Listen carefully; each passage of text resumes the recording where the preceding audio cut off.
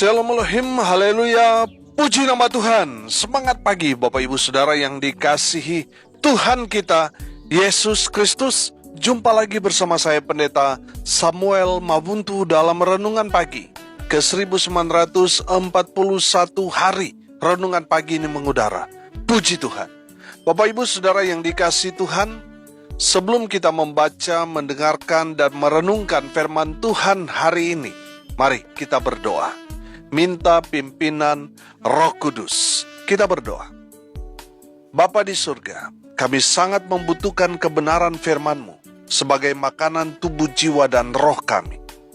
Puaskan kami dengan kebenaran firman-Mu ini, agar kami kuat menjalani kehidupan ini, agar kami tetap berdiri tegak dalam menghadapi semua tantangan, persoalan, pergumulan yang menekan kami. Kami percaya firman Tuhan ini adalah kekuatan bagi kami, sehingga kami dapat keluar dari setiap masalah menjadi orang-orang yang lebih dari pemenang. Dalam nama Tuhan Yesus yang adalah firman Allah yang hidup, kami berdoa. Amin. Haleluya. Bapak Ibu Saudara yang dikasihi Tuhan, bersama dengan saya kita akan belajar Alkitab dari kitab Kejadian sampai kitab Wahyu. Mari buka Alkitab kita. 1 Tawarik pasal 22 ayat 2 sampai ayat 19. Di bawah perikop persiapan untuk mendirikan bait suci. Demikian firman Tuhan.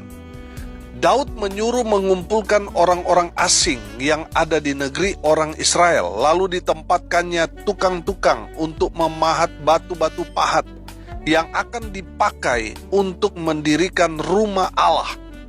Selanjutnya, Daud menyediakan sangat banyak besi untuk paku-paku bagi daun pintu gerbang dan bagi tupai-tupai, juga sangat banyak tembaga yang tidak tertimbang beratnya dan kayu aras yang tidak terbilang banyaknya.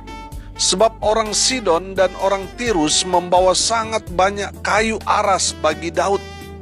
Karena pikir Daud, Salomo anakku masih muda dan kurang berpengalaman, dan rumah yang harus didirikannya bagi Tuhan haruslah luar biasa besarnya, sehingga menjadi kenamaan dan termasyur di segala negeri. Sebab itu baiklah aku mengadakan persediaan baginya. Lalu Daud membuat sangat banyak persediaan sebelum ia mati. Kemudian dipanggilnya Salomo anaknya, dan diberinya perintah kepadanya untuk mendirikan rumah bagi Tuhan Allah Israel. Kata Daud kepada Salomo, "Anakku, aku sendiri bermaksud hendak mendirikan rumah bagi nama Tuhan Allahku. Tetapi firman Tuhan datang kepadaku demikian, telah kau tumpahkan sangat banyak darah, dan telah kau lakukan peperangan yang besar. Engkau tidak akan mendirikan rumah bagi namaku, sebab sudah banyak darah kau tumpahkan ke tanah di hadapanku. Sesungguhnya, seorang anak laki-laki akan lahir bagimu. Ia akan menjadi seorang yang dikaruniai keamanan. Aku akan mengaruniakan keamanan kepadanya dari segala musuhnya di sekeliling. Ia akan bernama Salomo. Sejahtera dan sentosa akan kuberikan atas Israel pada zamannya. Dialah yang akan mendirikan rumah bagi namaku, dan dialah yang akan menjadi anakku, dan aku akan menjadi bapaknya. Aku akan mengokohkan tahta kerajaannya atas Israel sampai selama-lamanya. Maka sekarang, hai anakku, Tuhan kiranya menyertai engkau, sehingga engkau berhasil mendirikan rumah Tuhan Allahmu, seperti yang difirmankannya mengenai engkau. Hanya Tuhan kiranya memberikan kepadamu akal budi dan pengertian, dan membuat engkau menjadi pemegang perintah atas Israel, supaya engkau memelihara Taurat Tuhan Allahmu.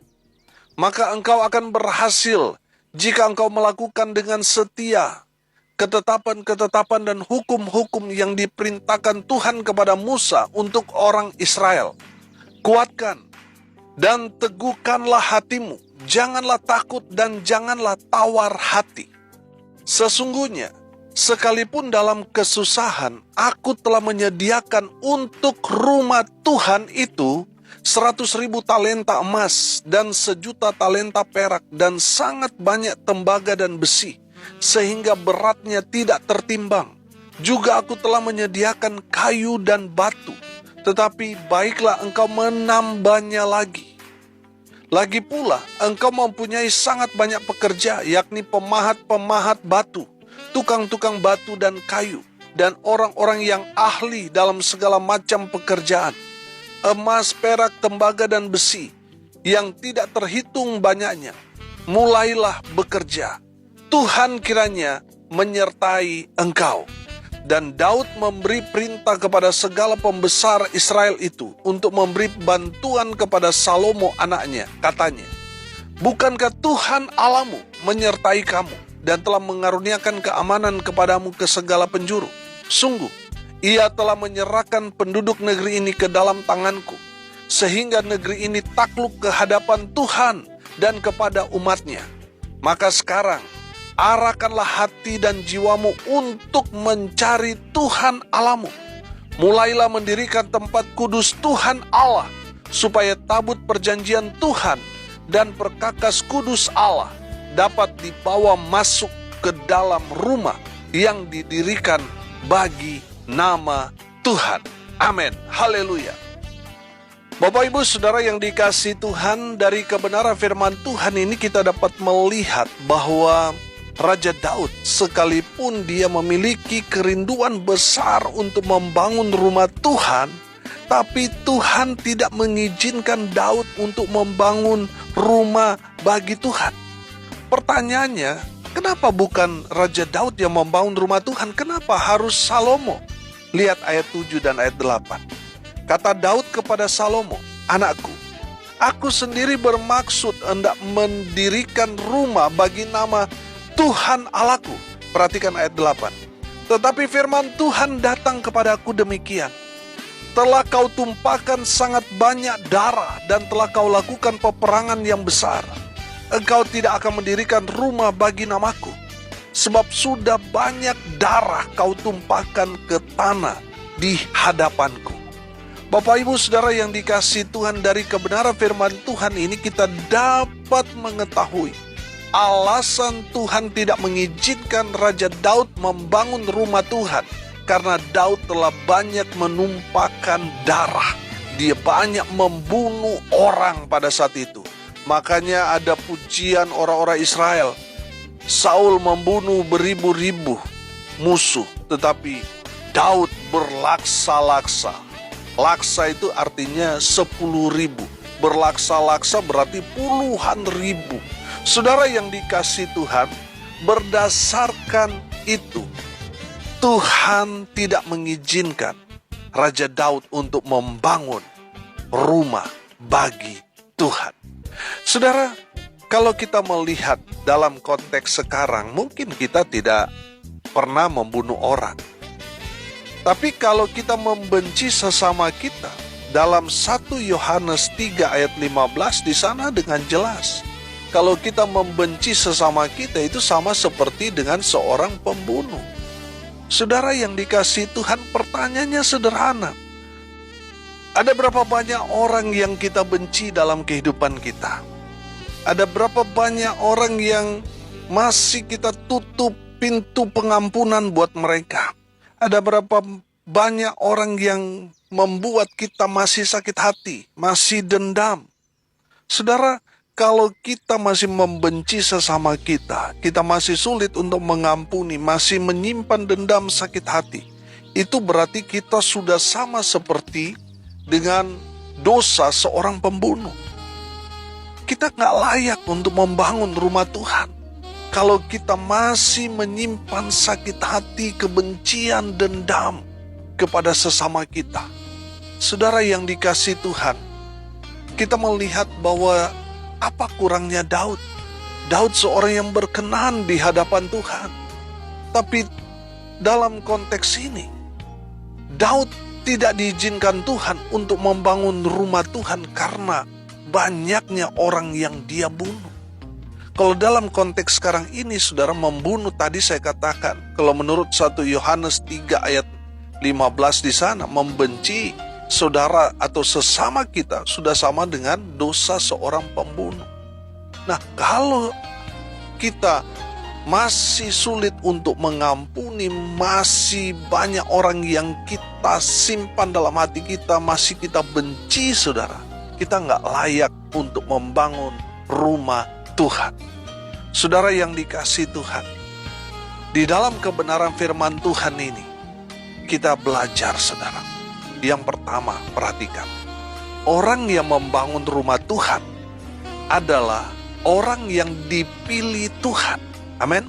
Saudara perhatikan di ayat 9 di sana dikatakan, sesungguhnya seorang anak laki-laki akan lahir bagimu. Ia akan menjadi seorang yang dikaruniai keamanan. Aku akan mengaruniakan keamanan kepadanya dari segala musuhnya di sekeliling. Ia akan bernama Salomo. Sejahtera dan sentosa akan kuberikan atas Israel pada zamannya. Haleluya.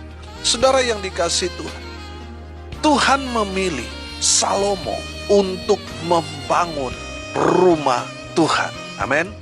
Bapak Ibu Saudara yang dikasihi Tuhan, menarik sekali dari kebenaran firman Tuhan bahwa Tuhan dengan spesifik menyebut Salomo untuk membangun rumah Tuhan di Yerusalem. Haleluya. Jadi orang yang dipilih Tuhan untuk membangun rumah Tuhan adalah orang yang dipilih Tuhan. Kalau saudara terbeban untuk membangun satu gereja, saudara, saya percaya itu bukan karena saudara mau, saudara ingin, tetapi itu karena Tuhan yang memilih saudara. Amin. Untuk menjadi bagian dalam pembangunan rumah Tuhan. Haleluya. Bapak Ibu Saudara yang dikasihi Tuhan, saya percaya orang yang dipilih Tuhan adalah orang yang betul-betul terkonek dengan Tuhan. Orang yang dipilih Tuhan, saya percaya, bukan orang sembarangan, tetapi orang yang dipersiapkan Tuhan. Haleluya. Dengar ini baik-baik. Saudara, jangan tunggu kaya, jangan tunggu diberkati baru saudara jadi berkat. Saudara lihat, di dalam kebenaran firman Tuhan ini, Daud berkata di ayat 14, sesungguhnya sekalipun dalam kesusahan, aku telah menyediakan untuk rumah Tuhan. Amin. Bapak Ibu Saudara yang dikasihi Tuhan, hal-hal yang kecil yang saudara berikan buat Tuhan itu akan membawa satu dampak atau pengaruh yang luar biasa menurut pandangan Tuhan. Amin. Bapak Ibu Saudara yang dikasihi Tuhan, mungkin bagi saudara itu pemberian kecil, tapi bagi orang yang menerimanya itu satu pemberian yang besar. Dan saya percaya ketika saudara menabur untuk pembangunan rumah Tuhan, saudara pasti akan dilimpahkan berkat-berkat Tuhan. Amin. Bapak Ibu Saudara yang dikasihi Tuhan, orang yang membangun rumah Tuhan adalah apa? Orang yang dipilih Tuhan. Dan kalau saudara terbeban untuk membangun rumah Tuhan dengan menabur di dalam pelayanan di gereja saudara yang sedang membangun gereja Tuhan, saya percaya saudara adalah orang-orang yang dipilih Tuhan mengambil bagian dalam pekerjaan Tuhan itu. Dan pastinya saudara akan menikmati berkat-berkat Tuhan yang luar biasa. Amin. Yang kedua, orang yang membangun rumah Tuhan adalah orang yang merespon atau melakukan firman Tuhan. Saudara perhatikan di ayat 11 sampai ayat 13 di sana, saudara, dengan jelas bahwa Daud memberikan pesan firman kepada Salomo. Kalau Salomo melakukan dengan setia ketetapan-ketetapan dan hukum-hukum yang diperintahkan Tuhan, maka Tuhan akan membuat Salomo dalam pembangunan rumah Tuhan itu, dia akan berhasil. Amin. Saudara yang dikasihi Tuhan, saya percaya ketika kita menjadi pelaku-pelaku firman, maka Tuhan akan memberkati kehidupan kita. Saudara, kalau kita saat ini sedang membangun rumah Tuhan dan kita menjadi pelaku-pelaku firman, maka Tuhan akan membuat kita berhasil dalam mengerjakan proyek Tuhan itu. Amin. Bapak Ibu Saudara yang dikasihi Tuhan, Saya percaya ketika kita melakukan firman Tuhan, maka Tuhan akan memberkati kita. Amin. Memberkati kita artinya kita akan dibuat beruntung dan berhasil. Karena kita adalah orang-orang yang diberkati Tuhan. Saudara, jadilah pelaku-pelaku firman, maka Tuhan akan membuat kita berhasil. Haleluya. Yang ketiga, saudara, orang yang membangun rumah Tuhan adalah orang-orang yang kuat. Sudah perhatikan di ayat 13 di sana dikatakan, kuatkan dan teguhkanlah hatimu. Saudara, kalau kita belajar di dalam perjalanan Nehemia membangun tembok-tembok Yerusalem, saudara, di sana ada banyak pengejek-pengejek. Saudara, kalau kita nggak kuat mental kita di dalam menjalani misi Tuhan, maka kita akan mental, saudara. Lihat, Nehemia sangat kuat mentalnya dia, pribadinya dia. Sehingga ketika ada orang yang mengejek, dia tidak terpengaruh dengan ejekan-ejekan itu. Dia tetap melangkah, mengerjakan pekerjaan Tuhan itu. Amin.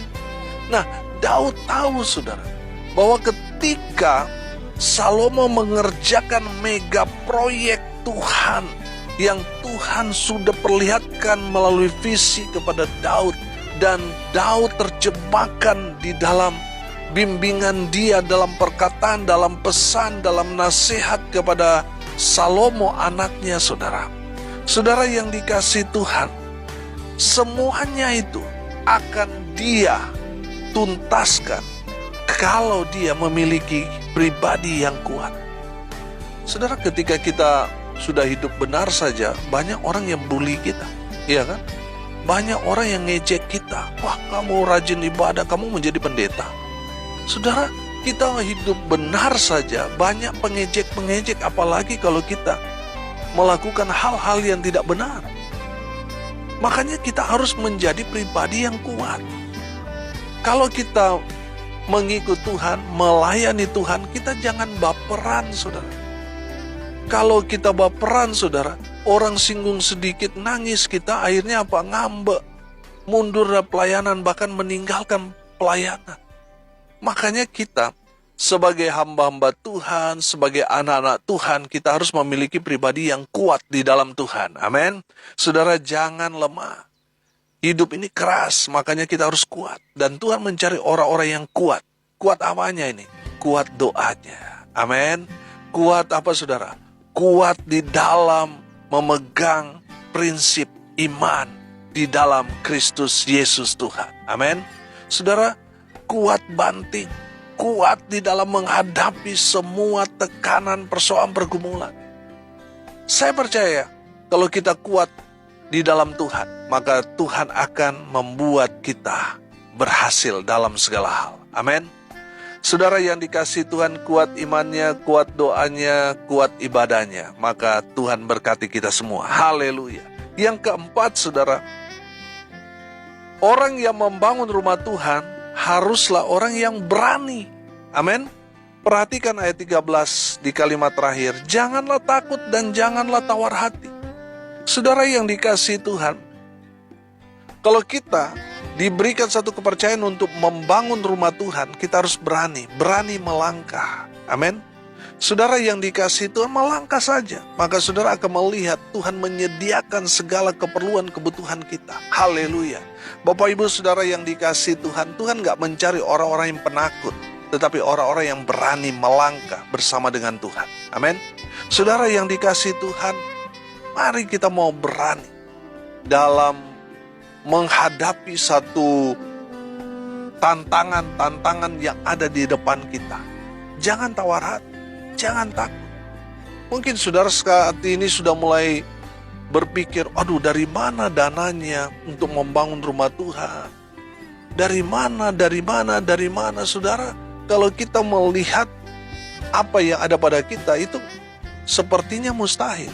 Tapi kalau kita melihat dari cara pandang Allah, kita akan dapat menangkap pesan dari Tuhan bahwa bagi Tuhan tidak ada yang mustahil. Tuhan pasti sediakan dalam pelayanan kita, dalam pekerjaan kita. Asal apa? Kita berani melangkah. Amin. Saudara yang dikasihi Tuhan, orang yang membangun rumah Tuhan, dia harus melangkah dengan iman. Makanya saudara, kalau kita belajar melangkah dari iman itu kan melangkah dari sesuatu yang belum dia lihat. Tapi dia percaya Tuhan menyertai dia, membuat dia berhasil, membuat dia beruntung dalam segala hal. Sehingga dia melangkah dengan gagah berani. Amin. Orang yang tidak punya iman cenderung pesimis, melihat situasi dan kondisi yang tidak mendukung saudara. Apalagi dia mungkin melihat kas gereja yang defisit, dia akan cenderung pesimis. Dia nggak berani melangkah. Dia menjadi tawar hati. Tapi saya percaya saudara, orang-orang yang menangkap visi Tuhan, dia pasti gagah berani melangkah dengan iman. Amin.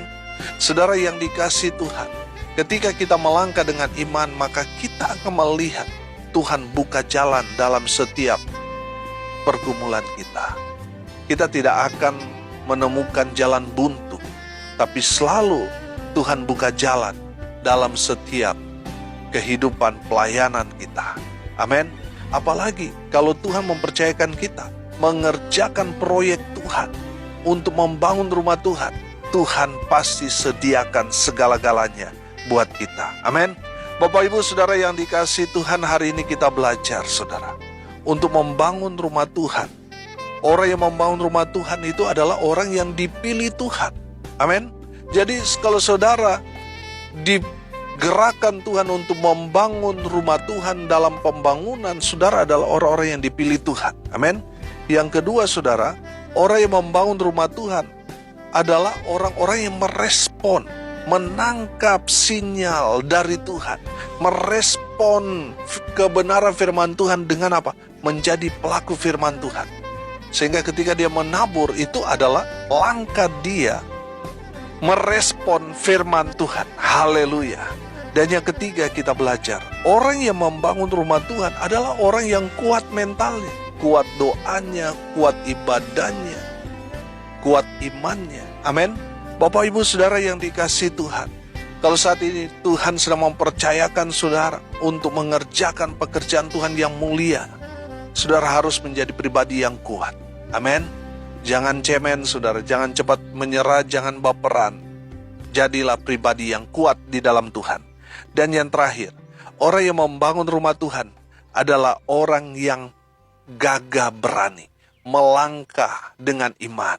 Walaupun mungkin kita tidak punya dana yang besar untuk membangun rumah Tuhan, tapi ketika kita melangkah dengan iman, melangkah dengan penuh kepercayaan di dalam Tuhan bahwa Tuhan akan menyediakan segala yang kita butuhkan, maka Tuhan akan memberkati kita, membuat apa yang kita kerjakan berhasil. Amin.